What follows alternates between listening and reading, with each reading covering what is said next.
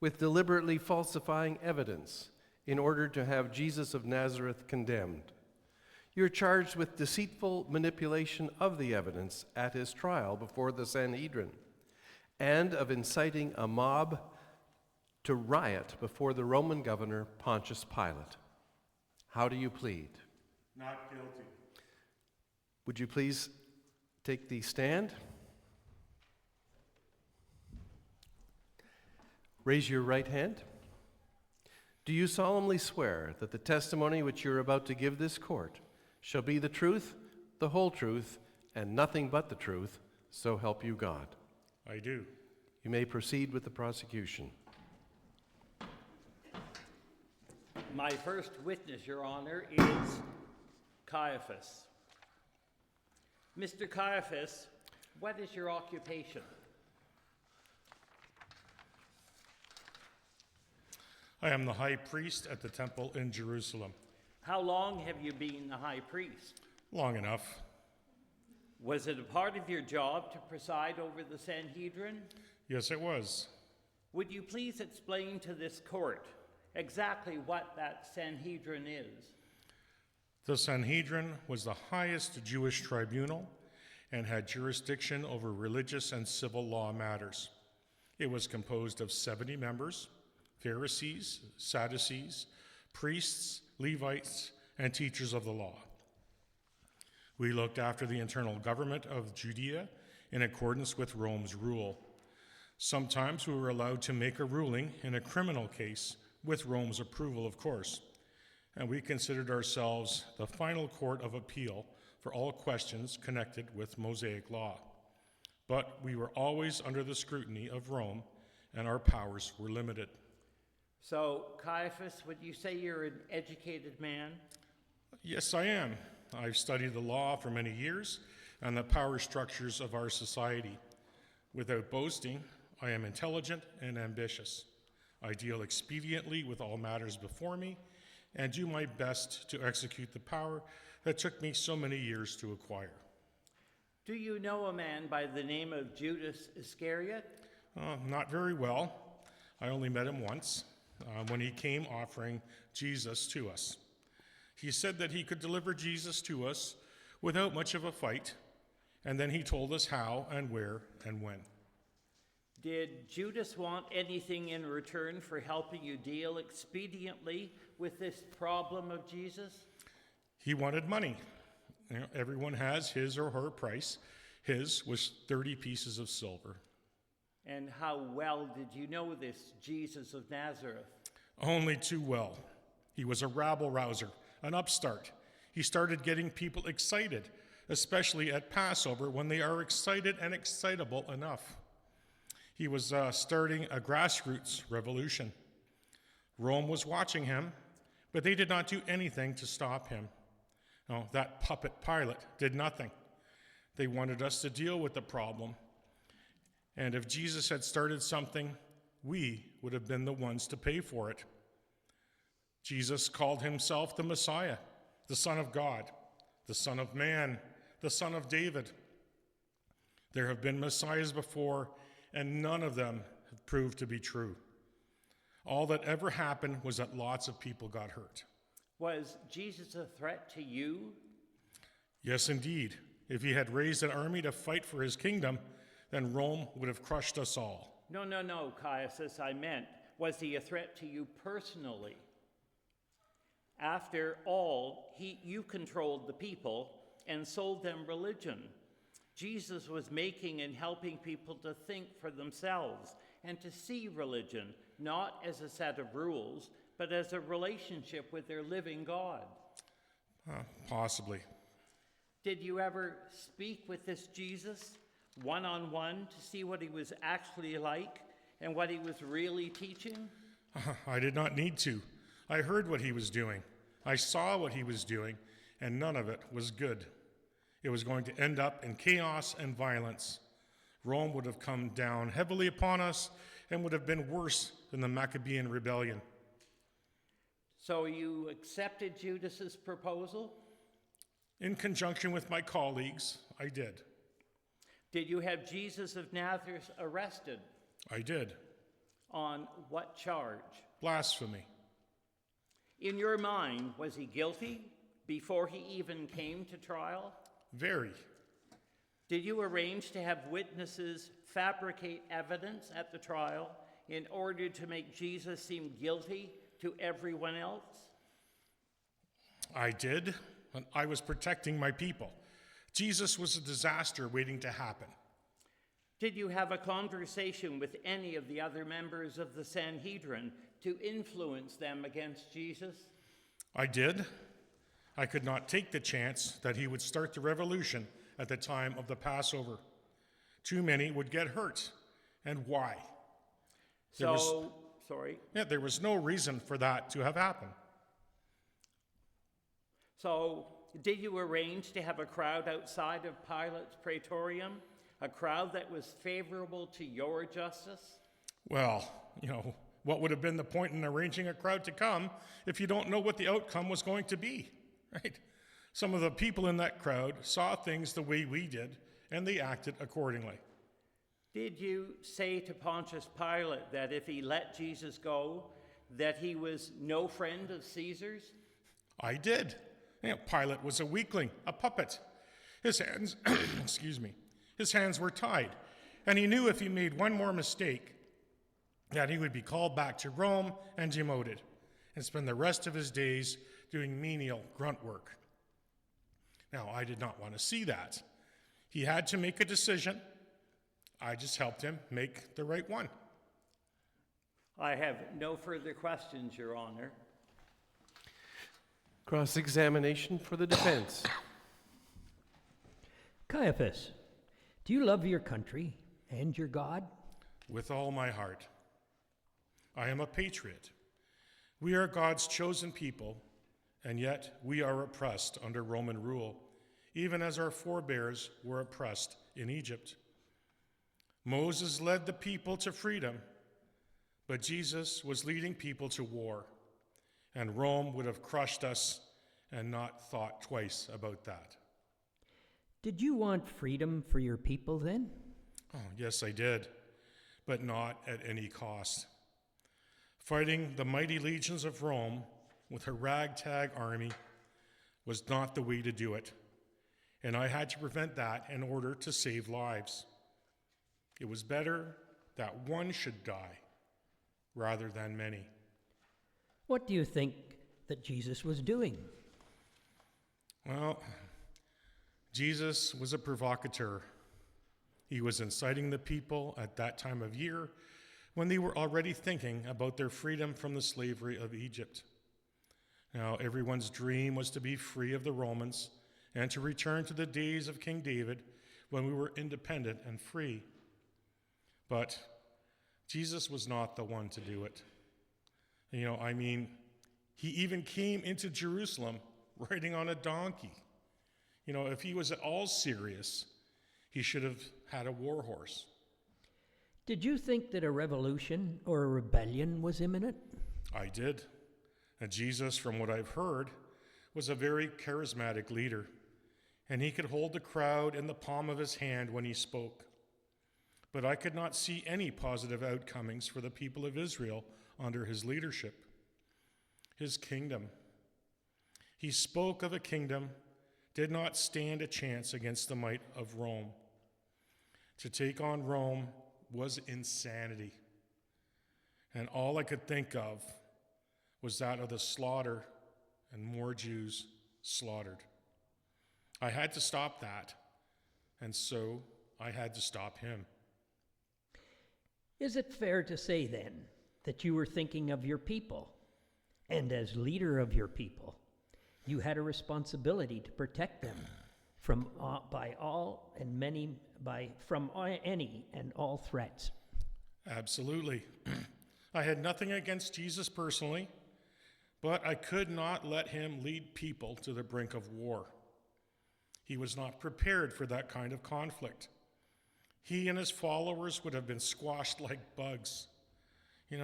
Lots of people would have been hurt, and nothing would have been gained except stricter oppression from the Roman tyrants. And things were bad enough as they were. I did what I had to do for the good of the people. Do you believe that Jesus was guilty of blasphemy? Absolutely. The man claimed to be the Son of God. How ridiculous is that? To think that God Almighty came down to earth and was one of us. I mean, Jesus came from Nazareth, a little backwater town in the midst of nowhere. Jesus' father was Joseph, the carpenter. Clearly, Jesus was deluded. Sure, he can do a few tricks and conjure up some healings, but anyone can arrange that if they have enough money and know the right people. Jesus was a con man, and his claims are outrageous. If you think that I would let a person like that, who was clearly deluded, take on the Roman Empire, you are mistaken. I had to stop him. It was the right thing to do. No more questions. Caiaphas, you may step down. We'll now hear the summations of the prosecution and the defense, and we'll begin with the prosecution. Your Honor, you have heard from Caiaphas' own lips how he plotted with Judas Iscariot to capture and arrest Jesus for the sum of 30 pieces of silver. That is conspiring against a person's well-being. You have heard him say nothing about Jesus' motivation because he never spoke with Jesus. He relied on rumors and hearsay, and he judged Jesus on the basis of those rumors. You have seen him react in a violent and selfish manner because Jesus was a threat to his personal power. He claims that he was acting in the best interest of his people of Israel, but there is no proof to back up that statement. By his own admission, the trial by the Sanhedrin was unfair, prejudiced, and subject to his own manipulation in order to find Jesus guilty. Caiaphas had an innocent man condemned and went so far as to manipulate Pilate in order to be able to put Jesus to death because he didn't have the power. Only Rome could execute Jesus. He makes it sound as if he's a patriot and was acting on the best interests of the people. But really, he was acting on his own interests and preserving his own power. There can be no other verdict that you can render but that as guilty as charged. Summation for the defense. Your Honor, it is quite clear from the testimony of Joseph Caiaphas that he reacted in a responsible manner and dealt expediently with the threat to the people of Israel. He was concerned for the safety of the majority and averted unnecessarily bloodshed. Caiaphas acted like a responsible, civic-minded leader who dealt with the threat. It is that simple. I trust that you will render a verdict of not guilty in these circumstances. Your Honor, you have before you a ballot on which you can indicate which verdict you will render in this case. Please mark it now, and if you render the verdict of guilty, please indicate the sentence which you think is fair and just.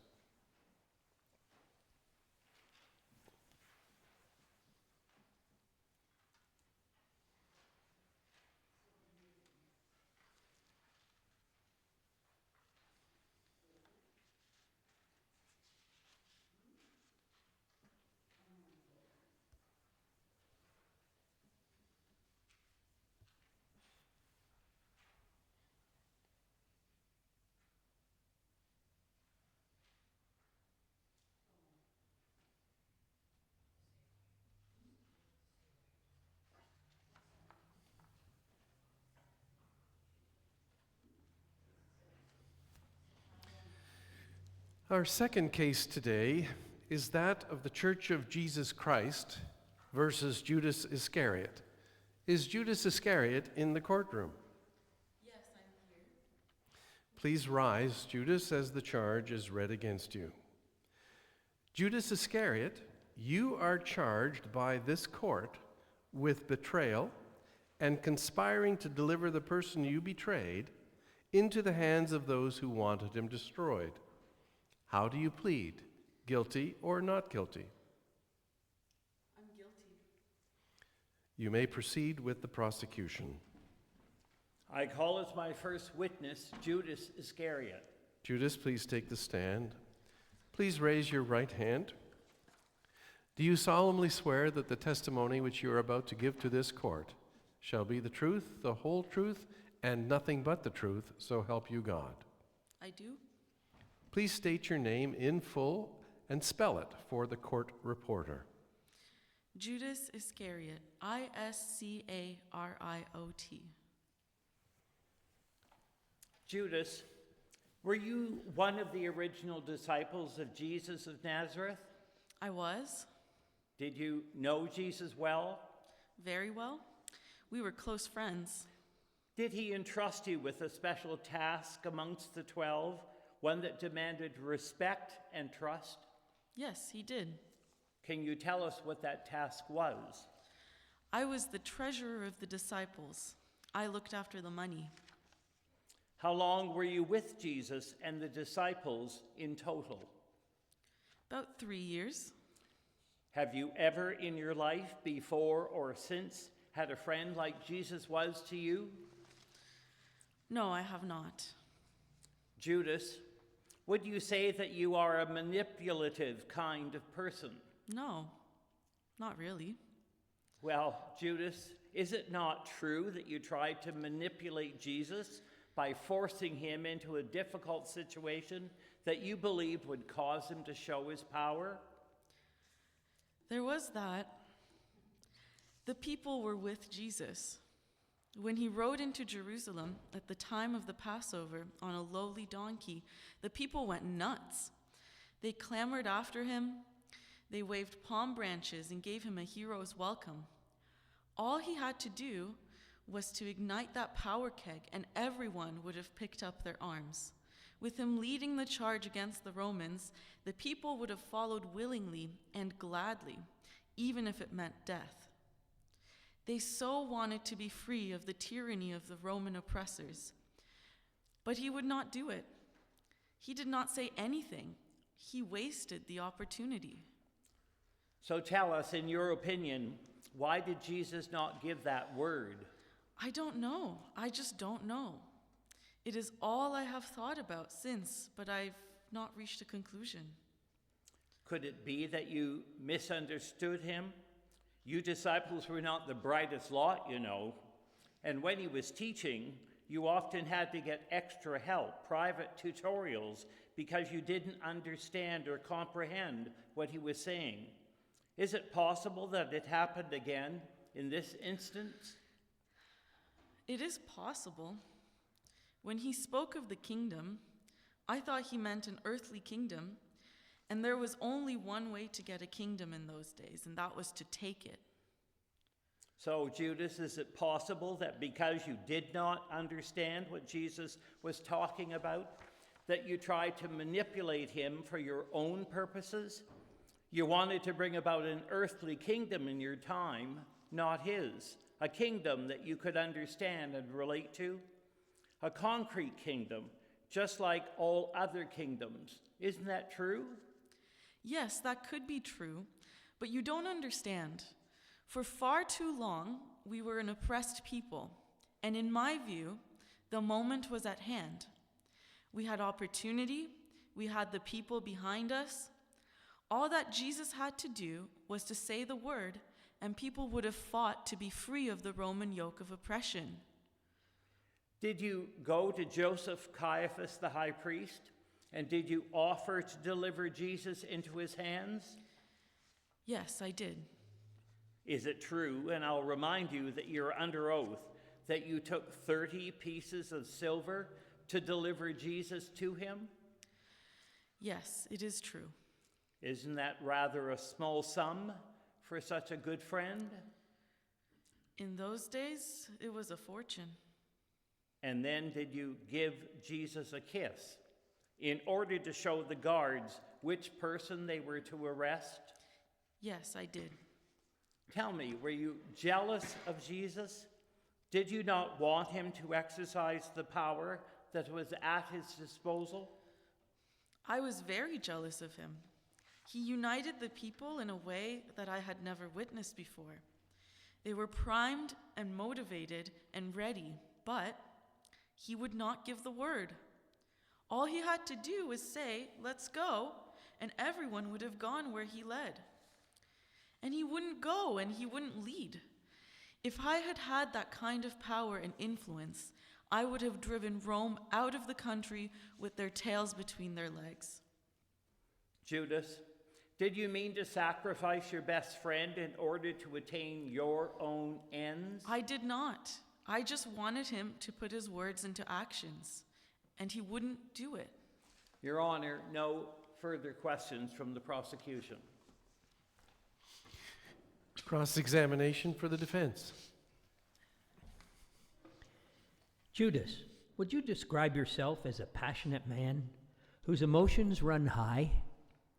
Yes, as a matter of fact, I would. Are you a true Israelite? Definitely. I love my country and want it to be free of the Roman yoke.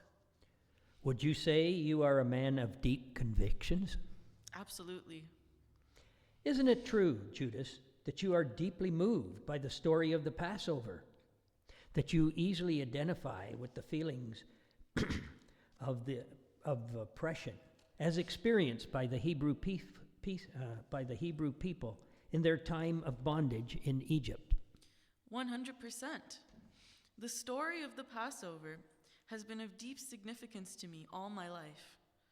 I grew up under the Roman yoke, dreaming of ways to gain my people's freedom. It did not seem likely that there would be an intervention by God like there was at the time of Moses. The Roman influence was much greater than that of the Egyptians. But I began to see Jesus as the new Moses, and I thought that he was going to bring about his kingdom, and that kingdom was different, independent of the Romans. But he would not act. He did not do anything. He took no action. You mentioned Jesus as the new Moses. Was Jesus a charismatic leader? Absolutely. He drew people from far and wide. When he spoke, they listened with rapt attention. When he did do things, people were amazed. They saw him heal. They saw him drive out demons. They listened to him correct the teachers of the law in such a way that the teachers of the law had no recourse. Even they could grasp his arguments, and they knew he was right. He was absolutely incredible in his appeal to all people. Even the Gentiles responded in a positive way to him. All he had to do was say the word, but he wouldn't do it. In your opinion, was Jesus powerful? Yes. I saw him stop the wind and the waves. I saw him turn water into wine.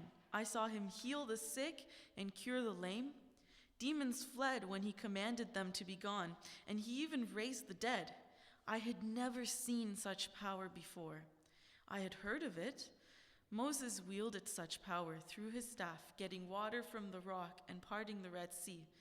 But I had never seen such power until I saw Jesus wield it. I thought he would turn that power against Rome, but... Did you see him as the one to bring about the new Jerusalem, the one free of the Romans, the one who would fulfill your dream of freedom from Roman oppression? Yes, and yes. He had it all. He had charisma, he had power, he had the backing of the people. He had a loyal infrastructure.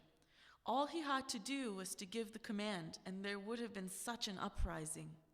Did he ever say, in your hearing, that he was the Messiah? Yes. One day at Caesarea Philippi, Peter called him the Messiah, and Jesus blessed Peter for calling him that. You took that to mean, then, that Jesus thought of himself as the Messiah? Of course. What other conclusion could one reach? Was it your expectation that the Messiah was the one who would come and free his people? Everyone was waiting for just such a Messiah, one that would deliver the freedom which we craved. And I thought that Jesus was that Messiah. I kept waiting for him to seize the moment and act, but he would not. So I thought I would force his hand, just to help with a much-needed nudge. I felt that what I was doing was going to help him to accomplish the goal of establishing the kingdom of which he kept speaking. I honestly thought I was helping. No further questions, Your Honor. You may be seated. Summation of the prosecution.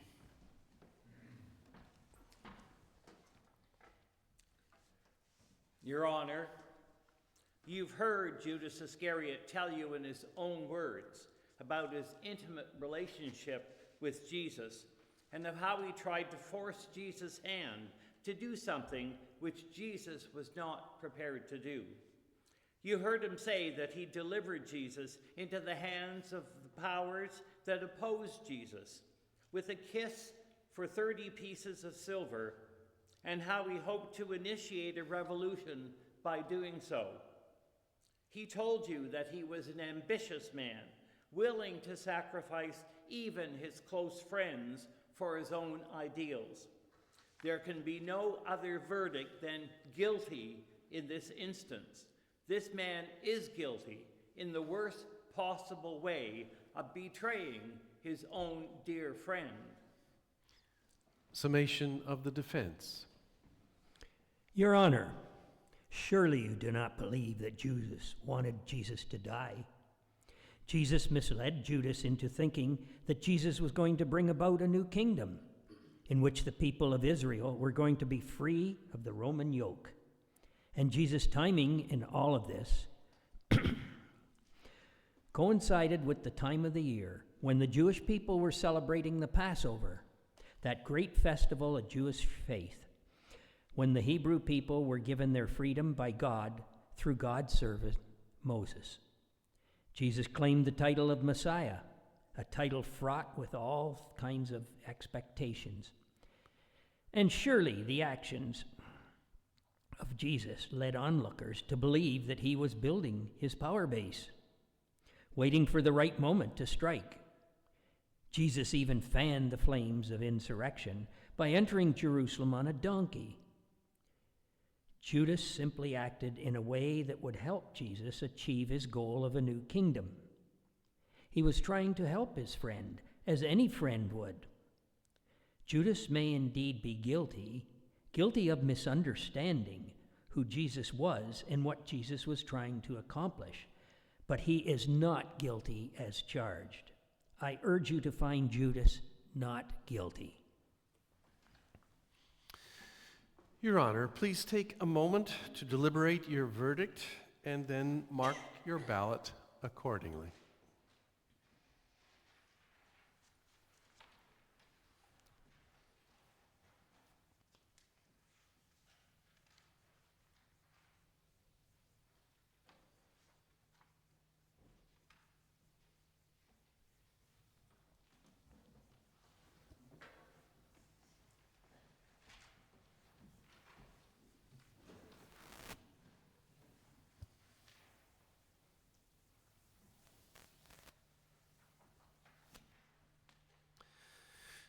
The third case this morning is that of the Church of Jesus Christ versus the Roman governor Pontius Pilate. Is Pilate in the courtroom? Yes, I'm present. Would you please rise as the charge is read against you? Pilate, you are charged with condemning an innocent man to death. How do you plead? Guilty or not guilty? Not guilty. Please proceed with the case for the prosecution. I call Pontius Pilate to the stand. Pilate, please take the stand. Raise your right hand. Do you solemnly swear that the testimony which you are about to give to this court shall be the truth, the whole truth, and nothing but the truth, so help you God? I do. Please proceed with the spelling of your name for the court clerk. Marcus Pontius Pilate, Pilate. What was your occupation? I was Roman governor of the province of Judea. Are you a good governor? I tried to be, but Judea and all of Palestine was a hotbed of discontent. I'm continually caught in the middle, and regardless of how I rule, I always upset someone, and that someone always reports me to Rome. It seems as if the people are impossible to please. Isn't that really because you are incompetent? I don't think so. I do my best. It's just these people. They are so ornery and determined to get their own way. Are you familiar with the high priest, Joseph Caiaphas? I am. And how do you know him? He is the high priest of the temple in Jerusalem, the city in which I reside. He is a spokesperson for the Hebrew people, subject to my authority, as are all other residents in the city of Jerusalem.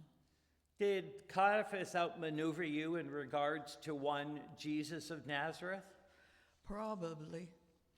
Jesus was brought before me by Caiaphas and his cronies. They had put him on trial and had found him guilty of blasphemy.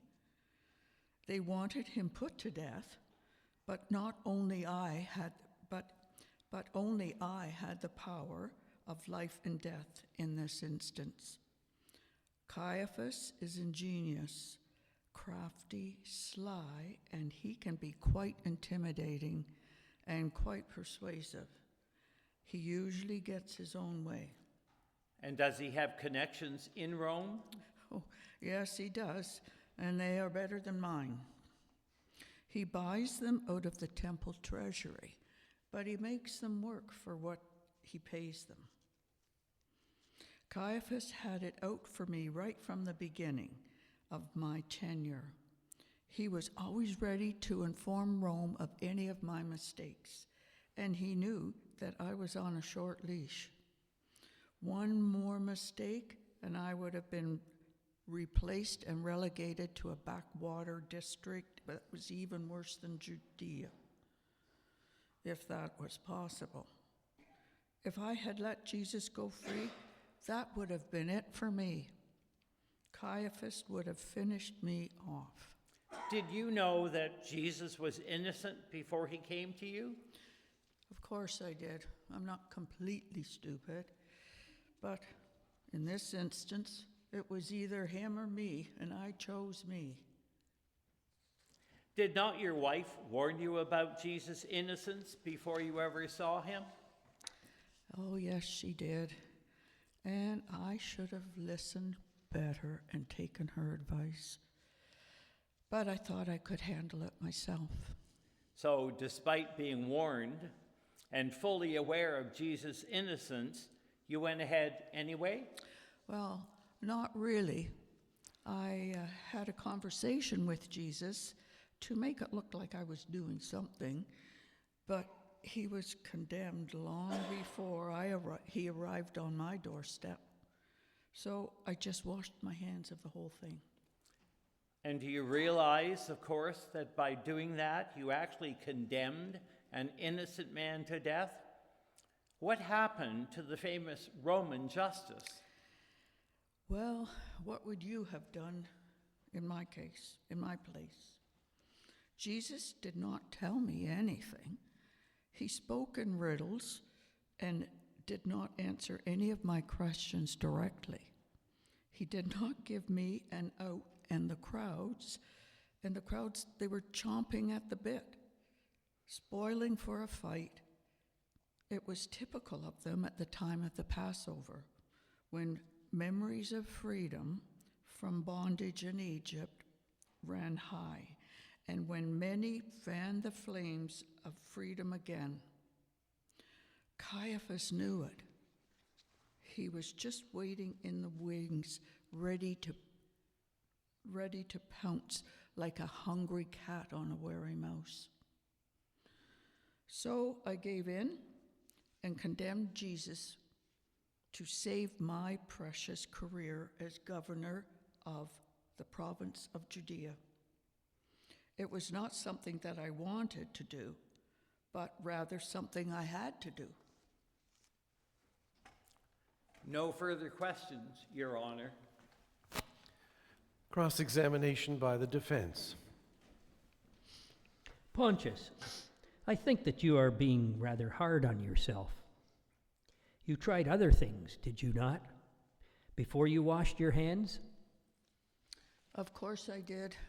What else did you try? Well, first of all, I sent Jesus to Herod. Jesus was from Galilee, and so he came under Herod's direct jurisdiction. But Herod sent him back to me. Jesus was right about Herod when he called him a wily fox. I got stuck with Jesus again. And what did you do next? There was a custom in Judea that allowed for the release of one criminal at the time of the Passover. So I offered the people Jesus. I even stepped out onto the balcony and faced the ugly, unruly mob, and I brought Jesus out to them so that they could see their hero. But Caiaphas had planted some ringers in the crowd who started shouting, "Crucify him!" And with a typical mob mentality, the others followed suit and joined in. And then the ringers called for Barabbas.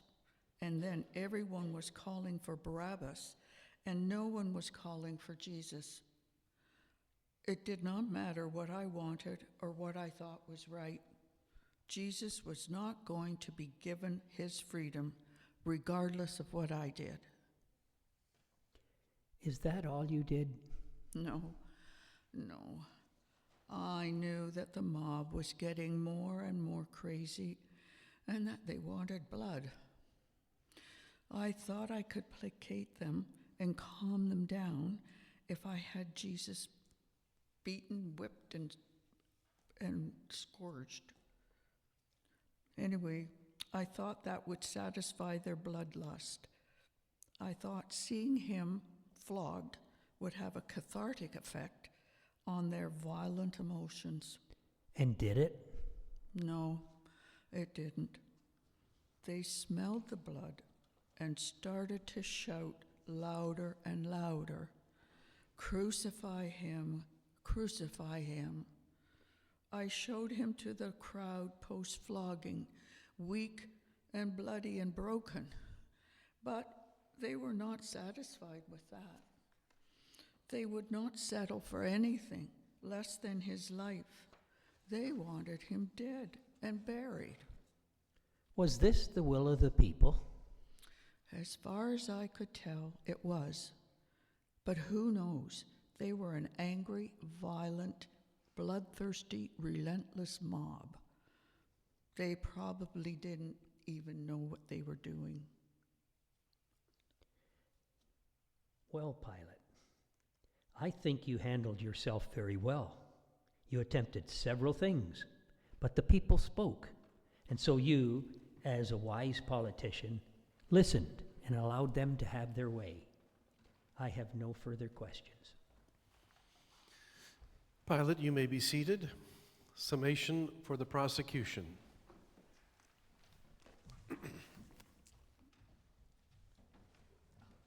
Your Honor, you have heard from Pilate's own lips an admission of guilt. He knew that Jesus was innocent of any and all crimes, and yet he allowed Jesus to be put to death. You've heard how he deliberately avoided administering justice because he was afraid for his position. Pilate sacrificed the blood of an innocent man so that he could keep his job. In his incompetence, he allowed Caiaphas, the high priest, to maneuver him into the position of having to execute Jesus as a common criminal, although he knew Jesus to be innocent. There can be no other verdict than guilty as charged. Summation for the defense. Your Honor, have you never been caught in the horns of a dilemma? No matter what Pilate did, it would have been wrong. If Jesus had been released, the mob would have killed him anyway to satisfy their craving for blood.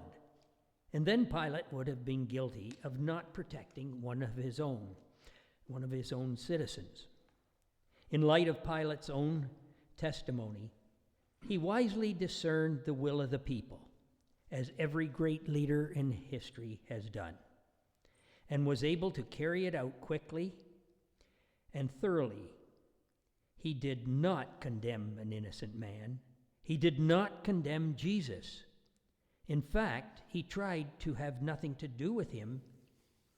In front of the whole crowd, he washed his hands and declared his own innocence, saying, in fact, that he wanted nothing to do with Jesus. The mob is guilty. Caiaphas and his cronies are guilty, but not Pilate. Your Honor, there can be no other verdict here than not guilty. Your Honor, please take a minute and deliberate your verdict, and then, if you will, please fill in the ballot.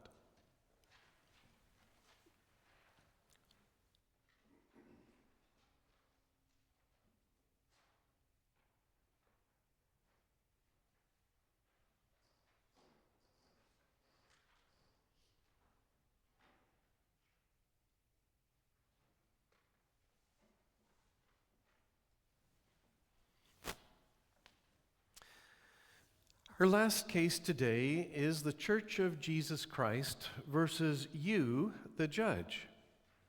Would you please stand as the charges against you are read?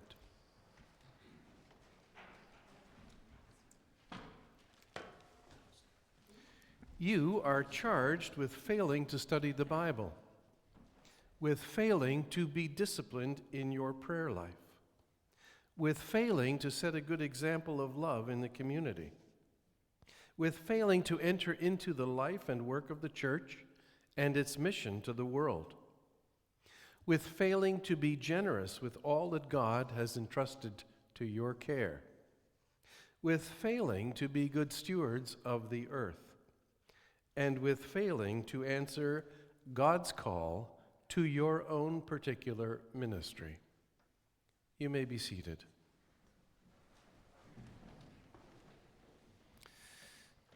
There will be no prosecution in this case. Neither will there be a defense. The verdict in this particular case depends entirely upon your own self-examination and how you plead. Plead wisely. Examine yourself deeply and compassionately. The court stands adjourned now until Sunday morning at 10:30.